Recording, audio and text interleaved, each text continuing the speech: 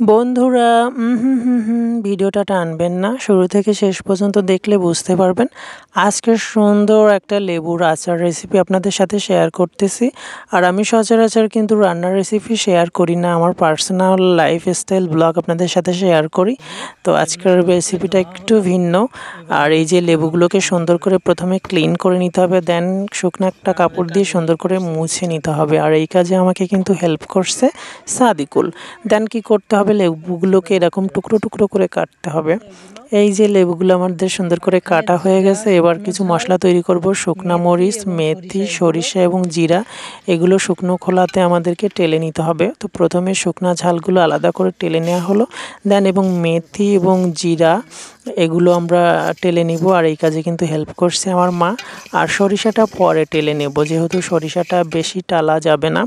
তো এগুলো টালা হয়ে গেছে, এবার শিলপাটাতে সুন্দর করে এটাকে বাটতে হবে। আর বাটাবাটির কাজেও আমাকে কিন্তু হেল্প করছে সাদিকুল। দেখুন কত সুন্দর করে ও মশলাটা মিহি করছে। আর খুব একটা মিহি কিন্তু করা লাগবে না, মশলাটা আধখাস্তা করে রাখলেও হবে। আসলে এটাকে কি বলে আমি জানি না, এই শব্দটা আমি ইউজ করলাম। তো সাদিকুল কিন্তু সুন্দর করে মশলাটা পিষছে। এবার সরিষা দানা, টেলে রাখা সরিষা দানাটাও মিহি করে নিল। এবার শুকনা ঝালগুলোকে একটু বেটে নিতে হবে।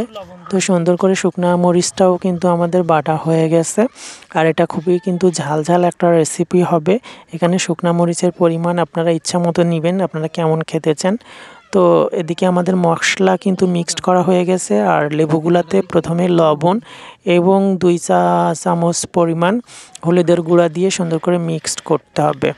লবণটা একটু বেশি দিতে হবে, আর সাদা লবণটা একটু কম দিয়ে আপনারা একটু বিট লবণ ইউজ করতে হবে। এই যে আমরা বিট লবণও ইউজ করব, কিছু কাঁচামরিচও কিন্তু দিয়ে দিয়েছি। তো কাঁচামরিচটা মিক্সড করা হয়ে গেলে এবার কিছু বিট লবণ এখানে দিয়ে দিচ্ছি। আর বিট লবণ দিয়ে সুন্দর করে লেবুগুলোকে মিক্সড করে কিছুক্ষণ আমাদেরকে রেখে দিতে হবে। কিছুক্ষণ রাখার পরে ওই যে মিক্সড করা যে মশলা ছিল, ওই মশলাগুলো এর সাথে সুন্দর করে মিক্সড করতে হবে। এই যে আমরা সুন্দর করে মশলাটা কিন্তু মিক্সড করছি, উল্টিয়ে পাল্টিয়ে সুন্দর করে যাতে লেবুগুলোতে হয়। এবার আমরা একটু সরিষার তেলের কাছে যাব। সরিষার তেলগুলো গরম করতে হবে। এখানে আমি 500 মিলিলিটার পরিমাণ সরিষার তেল ইউজ করতেছি। আর সরিষার তেল একটু দিতে হবে রসুন। এখানে একটু হিং ইউজ করলে ভালো হতো, কিন্তু হিংটা আমি বাজারে কোথাও পাইনি, এই জন্য রসুন দিলাম, যেহেতু রসুনেরও ফ্লেভার। আর কিছু পাঁচফোড়ন কিন্তু দিয়ে দিয়েছি। তো তেলটা মোটামুটি গরম হয়ে গেলে আমাদেরকে ঠান্ডা করার জন্য একটা পাত্রে রাখতে হবে। তেলটা কিন্তু পুরোপুরি ঠান্ডা করতে হবে, এর জন্য আমরা তেলটা ঠান্ডা করতে রেখে মিক্সড করে মশলা মাখানো সেই লেবুগুলো আমরা বয়ামে সুন্দর করে ভরে রাখতে হবে। আর এখানেও কিন্তু বরাবরই আমাকে কাজে হেল্প করছে সাদিকুল। মোটামুটি সাদিকুল এবং মা কাজ করতেছিল এবং আমি ওদের কাজগুলোকে তদারকি করতেছিলাম, স্টেপগুলো বুঝিয়ে দিচ্ছিলাম। তো যেহেতু বাড়িতে এই ধরনের আচার কখনো করা হয়নি, অ্যাট ফার্স্ট আমি করতেছি।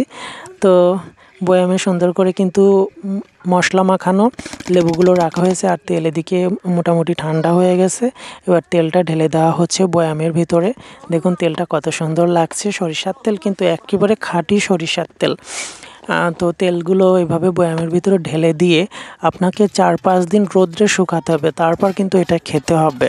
আর রোদ্রে শুকানোর আগে আপনারা কী করবেন, বয়ামের ঢাকনাটা কিন্তু খুলে রাখতে হবে, তা না হলে কিন্তু ওর ভিতরে ঘেমে আমাদের আচারটা নষ্ট হয়ে যেতে পারে।